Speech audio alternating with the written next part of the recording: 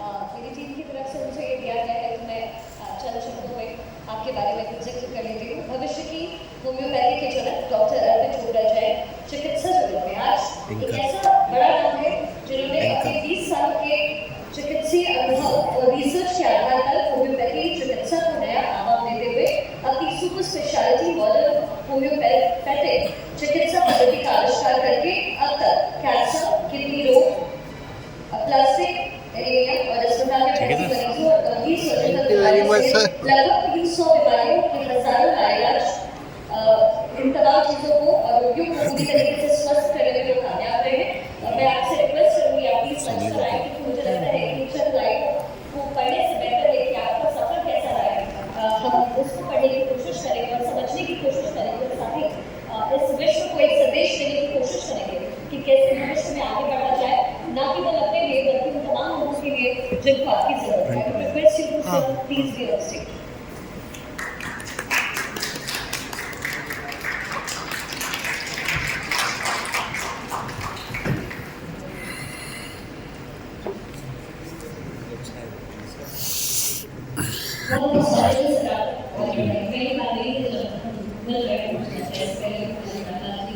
और आपकी जर्नी को जितना मैंने समझने की कोशिश की ये अविश्वसनीय और जिस तरीके से आप आगे बढ़ रहे हैं, क्योंकि होम्योपैथिक ट्रीटमेंट ये एक ऐसा ट्रीटमेंट है जो बहुत कारगर होता है, लेकिन बड़ा मुश्किल है कि लोगों को आप विश्वास दिला सकें। तो इस विषय में आपने कैसे आपके शब्द ही सब कुछ बयान कर देते हैं कि आपने पहला शब्द ये बोला कि मुझे आपके बारे में जब समझने का मौका मिला था कि आप स्पेशली जो आपने यूज किया तो शायद इसी का नाम हमें दिया है कि किताब का नाम दिया है संभव, और इस कंसेप्ट के लिए आप मुझे इंट्रोड्यूस कर रहे हैं। ये नए भारत का दम मॉडर्न होम्योपैथी के बढ़ते कदम बिल्कुल सही। मैं आपको फिर से इसके लिए दाद देना चाहूँगा कि आपने बिल्कुल सही पहचाना, क्योंकि दोस्तों होम्योपैथी के बारे में अभी तक यही बताया जाता है कि ये क्लासिकल होम्योपैथी है, जर्मनी से आई है। क्लासिकल होम्योपैथी में बहुत ही बेसिक केसेस को देखा जाता है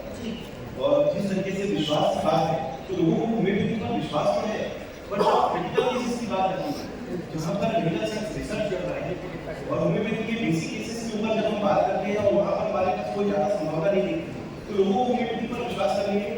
क्रिटिकल सर्जिकल और आउट स्टेज के जो पेशेंट्स हैं उनके ऊपर टफ चैलेंज होता है। तो निश्चित रूप से हमारा एक प्रयास है कि हम होम्योपैथी को चेंज करें, सुपर स्पेशलिटी कंसेप्ट बनाए जिसका नाम दे सुपर स्पेशलिटी मॉडर्न होम्योपैथी, और जिसमें हम उन केसेस के ऊपर काम करें जिसमें दुनिया रिसर्च कर रही है, जैसे कि कैंसर के स्टेज 1 से लेकर स्टेज 4 तक के पेशेंट जिसमें कीमो रेडियो सर्जरी या इम्यूनोथेरेपी देने के डॉक्टर भी कोई चांस नहीं मिलता है। पर ऐसे स्टेज पर जब डॉक्टर कह देते हैं कि चलो अब ज़्यादा से ज़्यादा हमने शुरू किया पर अब सेवा, पर मेरा कहना है कि जब सेवा ही कर रहे हैं तो पूरी सेवा करें, हमें कोशिश और करनी है। तो सुपर स्पेशलिटी मॉडर्न होम्योपैथी का जो इंट्रोडक्शन है लगभग ऐसे पेशेंट्स के लिए है जो उस स्टेज पर है जिसके लिए कहा जाता है कि मेडिकल साइंस आपके लिए एक बार भले डेथ प्लेस हो चुका है या आप ज़्यादा उम्मीद नहीं है, तो वहाँ पर भी हम क्रिटिकल केसेस में मॉडर्न होम्योपैथी को पावरफुल तरीके से इंट्रोड्यूस करके भी एग्रेसिव ट्रीटमेंट देकर लोगों के लिए सेफ ट्रीटमेंट दे रहे हैं। और उसका जो डेटा आता है वो हम आपको चैनल के थ्रू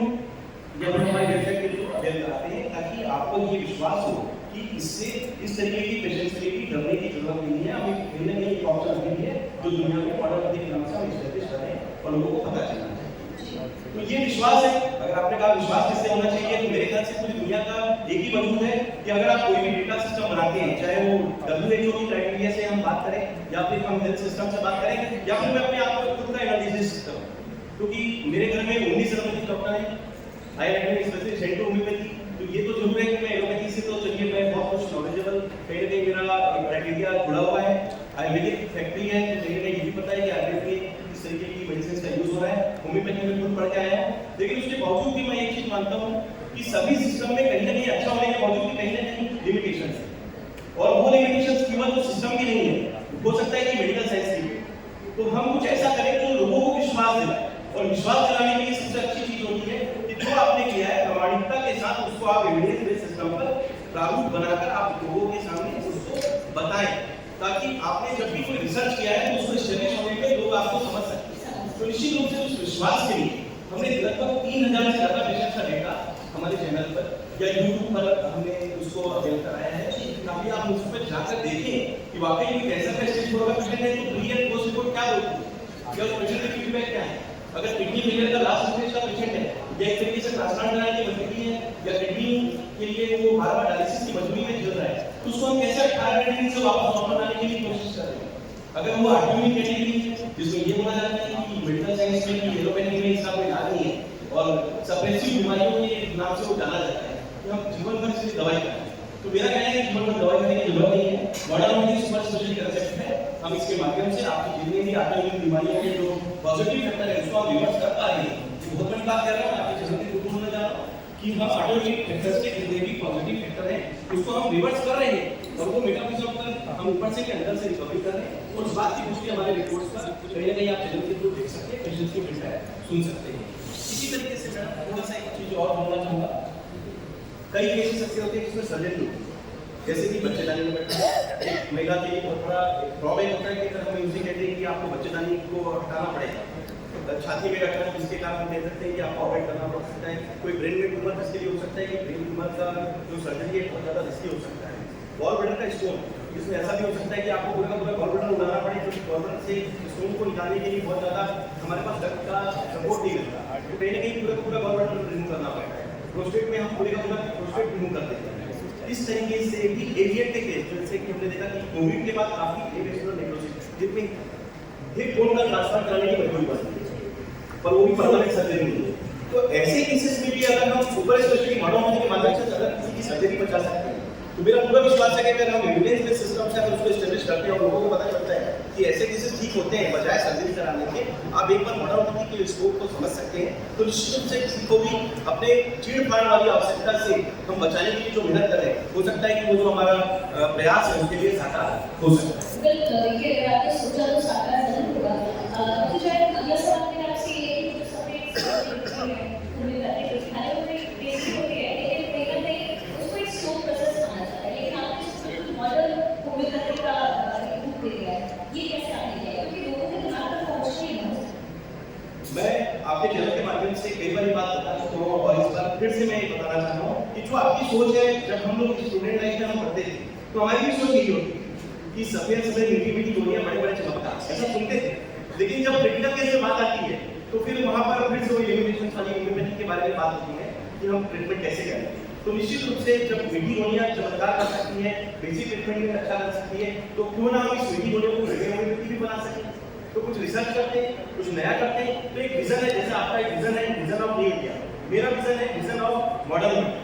जो दुनिया के लिए चमत्कार से कम नहीं होगा। और निश्चित रूप से इसके लिए हमने होम्योपैथी के जो बेसिक पावर है उसको एक बेसिक पावर में ट्रीट करने के लिए डोजेस बढ़ाना चालू किया, क्योंकि जब तक कोई इसको यूज नहीं करेगा और इस तरीके से कहीं ना कहीं इंट्रोड्यूस नहीं करेगा, लोगों को अभी तक वही पता है जो 200 साल पुराना सिस्टम से लिखा हुआ है। अब 200 साल पुराने सिस्टम में डॉक्टर सैमुअल हंटिंगटन साहब ने जब जर्मनी में इसका इन्वेंशन किया था, उस इन्वेंशन को हमने पूरी दुनिया में अडॉप्ट किया, जिसका नाम दिया हमने होम्योपैथी। और आज हम 200 साल पुराने सिस्टम से आज के पेशेंट को जब डील करते हैं तो हो सकता है कि वो जो पावर है, वो जो पोटेंसी है और आज की जो क्रिटिकल बीमारियां हैं जिस पर एलोपैथी की एक बार जाकर फेल हो रही है, तो निश्चित रूप से ऐसे केसेस में हमें टाइम कम मिलता है। तो उसके लिए हमें होम्योपैथी को खास करने की जरूरत है। होम्योपैथी के बारे में ये कहा जाता है कि होम्योपैथी सेफ सिस्टम है, पर होम्योपैथी के बारे में जो आपने एक शब्द बोला था स्लो सिस्टम है, तो क्यों ना कुछ अलग कर दें, हम सेफ सिस्टम को पास कर देते हैं, उसके लिए हम डोज बढ़ा देते हैं, जैसा उसका पैथोलॉजी रिपोर्ट रिक्वायरमेंट कहता है उस हिसाब से हम उसके पावर का सिलेक्शन करते हैं और उस हिसाब से हम डोजेस का साइकिल का सिलेक्शन करते हैं और हम एग्रेसिव ट्रीटमेंट देने का अप्रोच लेते हैं ताकि हम बिना साइड इफेक्ट के, क्योंकि होम्योपैथी में साइड इफेक्ट नहीं है तो हम डोज भी बढ़ा सकते हैं, तो बिना साइड इफेक्ट के, बिना परहेज के नेचुरल सेफ और फास्ट ट्रीटमेंट जो एग्रेसिव मोड से मॉडर्न जो नया कंसेप्ट बना रहे हैं जिसका नाम किया है हमने सुपर स्पेशलिटी मॉडर्न, उससे हम फास्ट ट्रीटमेंट देकर लोगों की जान बचा सकते हैं। तो निश्चित रूप से इसका फायदा विश्व में उस जगह पर भी हो सकेगा जहां पर कहीं ना कहीं होमलेस वाली स्थिति है और जहां पर टाइम कम है। अगर कोमा का पेशेंट है जिसके पास वेंटिलेटर की स्टेज है, आप हॉस्पिटल में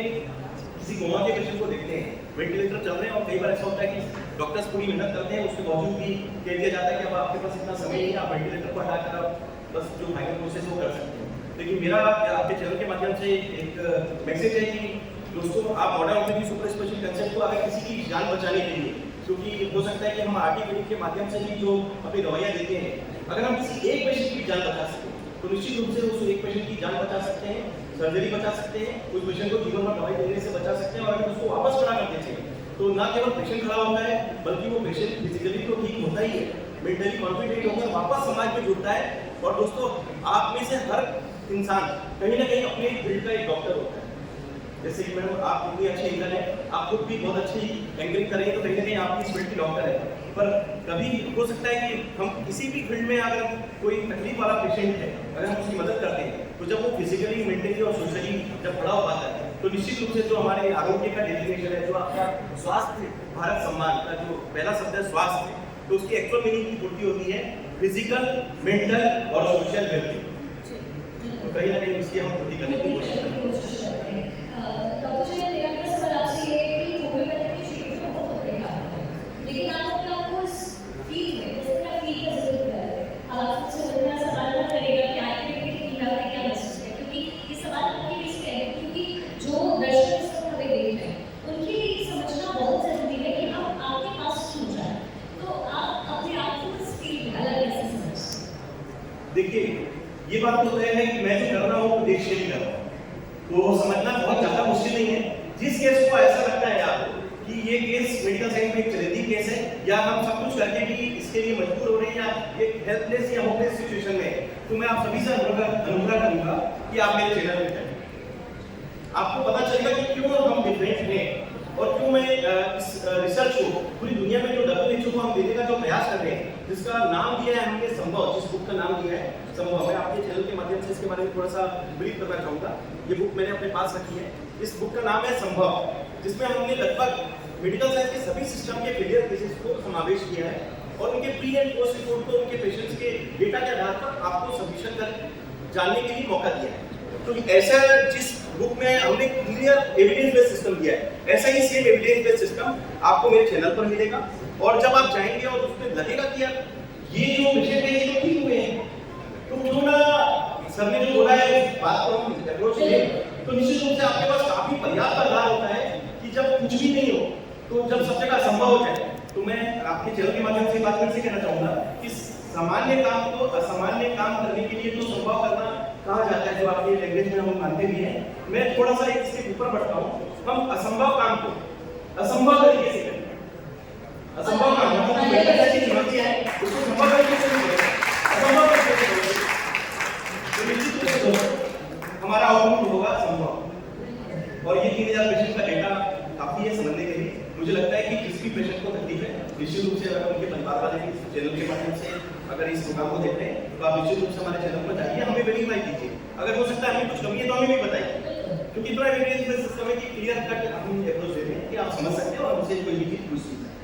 डॉक्टर साहब, डॉक्टर्स का काम होता है लोगों को बचाना, वो इन्फेक्शन की बात करें, वो इन्फेक्शन की बात करें, आपने कहा सवाल आपके से भर्ती कैसे अलग है, लेकिन मेरा अपना सवाल ये है कि लोग विश्वास आप लोग कैसे करें, क्योंकि डॉक्टर्स लोग जानना चाह रहे हैं, उनसे विश्वास से लोग अस्पताल जाना नहीं चाहते, कैसे विश्वास? डॉक्टर का काम होता है अपना बेस्ट देना। मैं ये मानता हूँ कि दुनिया में असंभव कुछ भी नहीं है। डॉक्टर अपना बेस्ट देने के लिए विजन बनाए। अगर आपको लगता है कि इस केस में हम डायरेक्ट अप्रोच में नहीं जा सकते तो कुछ अलग करें। हो सकता है कि डॉक्टर का दो मतलब होता है, एक तो वो जो हम पढ़ के आते हैं जिससे हम अपनी सेवा करने का माध्यम बनाते हैं, पर कुछ एक डॉक्टर के अंदर एक रिसर्चर होना चाहिए।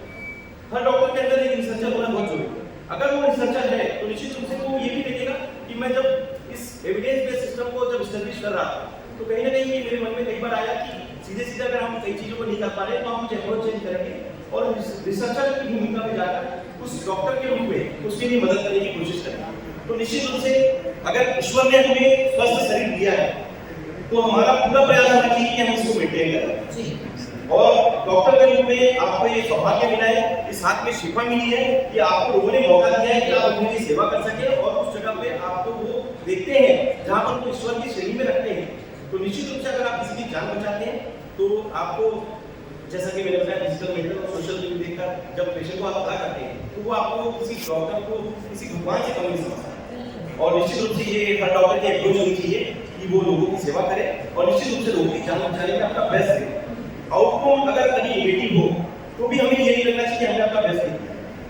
कई चीजें ऐसी होती है जो ईश्वर के हाथ में होती है, लेकिन मेरा कहना है कि अगर मॉडर्न के कदमों से अगर 3000 लोगों ने अगर अपनी जान बचाई है और अपना ट्रीटमेंट करके अगर सफलतापूर्वक इलाज किया है तो कम से कम 3000 लोगों का घर तो आज मॉडर्न के नाम से कहीं ना कहीं खुशहाल जीवन के नाम से माना जा सकता है। तो ये भी बहुत बड़ी अप्रोच है। तो डॉक्टर को हमेशा पॉजिटिव अप्रोच के साथ, पॉजिटिव थिंकिंग के साथ उस पेशेंट को लोगों को विश्वास कराना एब्सोल्युटली, क्योंकि जब तक आप अपने पर विश्वास नहीं करेंगे, पेशेंट आपके ऊपर विश्वास नहीं करेगा। वो तो आप किसी भी जगह में आ जाए, अगर विश्वास नहीं है तो आपका हाथ मैं अकेला चला था मैडम 20 साल पहले एक विजन लेकर, और आज इस शायद 20 साल की मेहनत है संभव, उनके कारण आज पूरी दुनिया में इसका नाम मॉडर्न होम्योपैथी के नाम से इंडिया से हम जो इंपोर्टेड होम्योपैथी थी उसको हम exported homeopathy super speciality modern homeopathy के नाम से WHO को एस्टैब्लिश करने जा रहे हैं।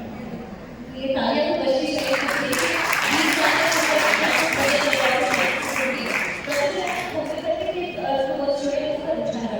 जैसे कि मैंने अभी के बारे में भी सर्च किया, मुझे बहुत खुशी हुई जानकर, क्योंकि हम पुरानी पद्धति में कहीं ना कहीं वापस आ रहे हैं, विश्वास कर रहे हैं। तो एलोपैथी के मुकाबले होम्योपैथी कहाँ देख रहे हैं आप लोगों के रुझान? मैं एक चीज आपके चैनल के माध्यम से फिर से कहना चाहूंगा कि सभी सिस्टम अपना बेस्ट है,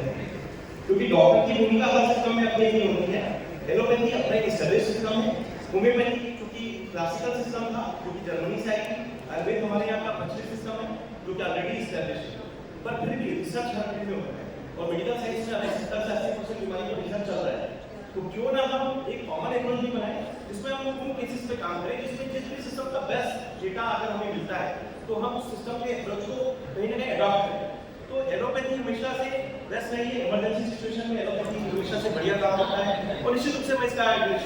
मैं मानता भी हूँ, क्योंकि मेरे घर में 19 साल के डॉक्टर हैं और मैं एलोपैथी से काफी जुड़ा हुआ हूँ, क्योंकि मेरे पास ज्यादातर पेशेंट कब आते हैं जब एलोपैथी से कई बार वो फेलियर से होते हैं। तो निश्चित रूप से दोस्तों अगर ऐसे केस में भी अगर हम मॉडर्न होम्योपैथी से अगर कुछ अच्छा करना चाहें तो कहीं ना कहीं एलोपैथी सिस्टम को भी एक चीज अच्छी लगती है कि एक बीइंग अ डॉक्टर हम उनकी भी मदद कर सके जहां पर हो सकता है कि उनके अप्रोच कई बार पूरे तरीके से नहीं क्लियर होते। तो as a being a doctor और as a being a human सबसे पहले एक डॉक्टर को इंसान होना बहुत जरूरी है। इंसान इंसानियत जब तक ना रखे किसी पेशेंट को वो ये गाइड नहीं करेगा कि अगर हमने तुम्हारा बेस्ट प्रयास किया तो उसको हमारी मदद कर सकते हैं। हो सकता है मेरे कॉलेज में एक सिस्टम है जो कि हो सकता है कि अभी हमारी मदद कर सकता है। और मैडम यही मैं आपको बताना चाहूँगा कि हमारे ज़्यादातर पेशेंट जो कि क्रिटिकल स्टेज में होते हैं, मेरा नाम critical and surgical disease specialist के नाम से आज माना जाता है, तो ज़्यादातर हमें वही केसेस मिलता है क्योंकि अनुभव भी उसी केस में जा रहा है और ज़्यादातर अप्रोच भी उसी केस में मिलती है जहाँ पर लगभग असंभव हो चुका है। तो हमें एलोपैथी सिस्टम के साथ काम करने की आदत है, तो हम लोग उनकी दवाइयों को भी कंटिन्यू कर सकते हैं और साथ में हमारी दवाइयाँ एड ऑन कर सकते हैं। और किसी केस में ऐसा लगता है कि अगर उनको कि अगर वो उनकी दवाइयाँ नहीं ले पा रहे हैं तो पेशेंट को हम प्योरली हमारे modern homeopathy super speciality approach और ज़्यादा एग्रेसिव ट्रीटमेंट से देते हैं। और निश्चित रूप से जब हम कुछ अच्छा करते हैं, रिपोर्ट्स जब शेयर करते हैं तो जब पेशेंट की जान बचती है तो इसका फायदा उस पेशेंट को तो मिलता ही है, पर कहीं ना कहीं एलोपैथिक सिस्टम से भी हमें अप्रोच मिलता है और उसका एप्रिसिएशन भी कहीं ना कहीं देखने में आता है। और दोस्तों आपके चैनल के माध्यम से ये रिसर्च कहूँगा कि हमारे यहाँ ज़्यादातर एलोपैथिक डॉक्टर्स के भी घरों का ट्रीटमेंट हमारे यहाँ बहुत श्रद्धा से किया जा रहा है और 19 देशों का जो ट्रीटमेंट है, करीब 19 देशों का ट्रीटमेंट है ऑनलाइन सिस्टम के माध्यम से, जो पूरी टीम के माध्यम से हम मैनेज करते हैं, जिसमें कई एलोपैथिक सिस्टम के डॉक्टर्स का भी ट्रीटमेंट है जो कि हम मैनेज कर पा रहे हैं और लोगों को मॉडर्न होम्योपैथी के नाम से दुनिया में भारत के नाम से एक मैसेज दे रहे हैं कि असंभव कुछ नहीं है, प्रयास अपना करना है और कुछ अलग करना है, तो कहीं ना कहीं आप हमसे अप्रोच दे सकते हैं, जिसमें एलोपैथी का भी कहीं ना कहीं हमें कहीं ना कहीं अप्रिशिएशन मिलता रहता है। काफी सवाल का आज के लिए कि होम्योपैथी को लेकर जैसे मैंने कहा स्लो प्रोसेस है कि जो और तब फिर विश्वास होता है कि हमारा मदद चल रहा है, लेकिन समझना ये चाहूँगी कि क्या सर्जरी और इससे रिलेटेड जो समस्याएं होती हैं उसका इलाज भी होम्योपैथी में है। स्किन के लिए होम्योपैथी सबसे बेस्ट सिस्टम इसलिए माना जाता है कि क्लासिकल सिस्टम में ज़्यादातर स्किन, हेयर ये बेसिक डिसीज पे होम्योपैथी में बहुत अच्छी अप्रोच है। तो लोगों को लगता है कि स्किन के लिए होम्योपैथी चूंकि सप्रेस नहीं करती, कहीं ना कहीं आपको किसी भी तरीके से दबाने का काम नहीं करती, तो नेचुरल ट्रीटमेंट होता है। बस इसमें हमने जो modern homeopathy super speciality concept जो एड ऑन किया है उसमें बस एक चीज़ और अच्छा किया है कि हमने इसको पास कर दिया, तो लोगों को जल्दी फायदा मिलना चाहिए। और जिस लेवल पे आपने दूसरा क्वेश्चन पूछा, स्किन के लिए तो हम होम्योपैथी में हमेशा बेस्ट लेवल देते हैं सर्जरी। तो थोड़ी देर पहले मैंने बताया कि अगर हम किसी भी प्रकार की सर्जरी को बचाने के लिए अगर कोई भी दवा का उपयोग करते हैं, समझ लीजिए एलोपैथी की कोई भी दवाई से हम किसी की सर्जरी बचा सके, हम गठान बोल सके, बच्चेदानी की गठान बोल सके, छाती की गठान बोल सके, ब्रेन का ट्यूमर बोल सके, गॉलब्लैडर का अगर स्टोन बोल पाते या फिर प्रोस्टेट को नॉर्मल ला सकते या एवियन को बचा सकते, तो कोई भी पेशेंट सर्जरी कराने से पहले भले एलोपैथी सिस्टम की भी कोई दवाई होगी तो वो जरूर लेते हैं।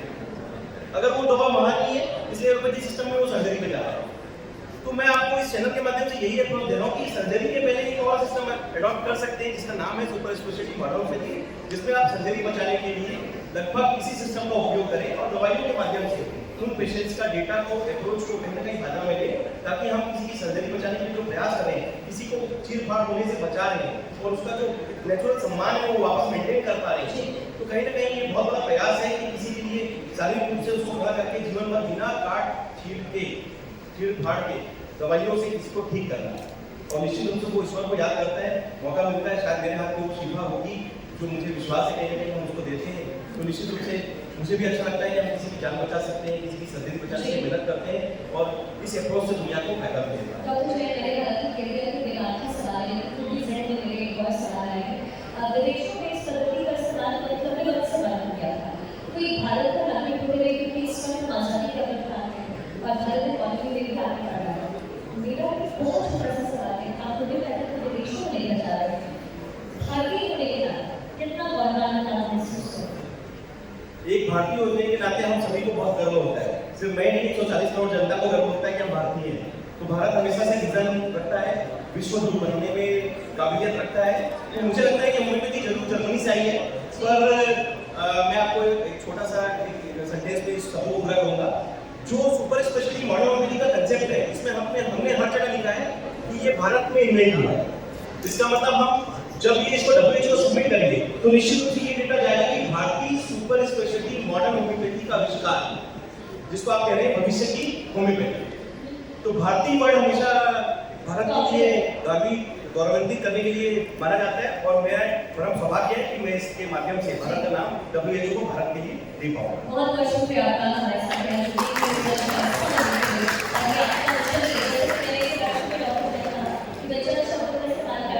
पूरी कहानी जो होगी उसकी तासीर अलग की जाती है। बहुत बहुत शुक्रिया आपका हमारे साथ जुड़ने के लिए। थैंक्स फॉर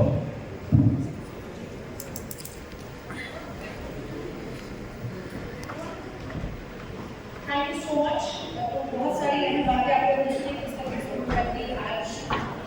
और आगे बढ़ती जा रही है, कैसे लोग वीडियो से पुस्तक लगाया जा रहा है, तमाम प्रयास इस वक्त हो रहे हैं। और चलिए नेक्स्ट जो हमारा सेशन है उसकी ओर आगे बढ़ते हैं। उसके लिए इनवाइट करूंगी पूर्णिमा मिश्रा को स्टेज पर और उनके साथ सेशन रहेंगे doctor Anshuman Kumar, director surgical oncology and clinical lead academic service, Dharamshila Narayan super speciality hospital,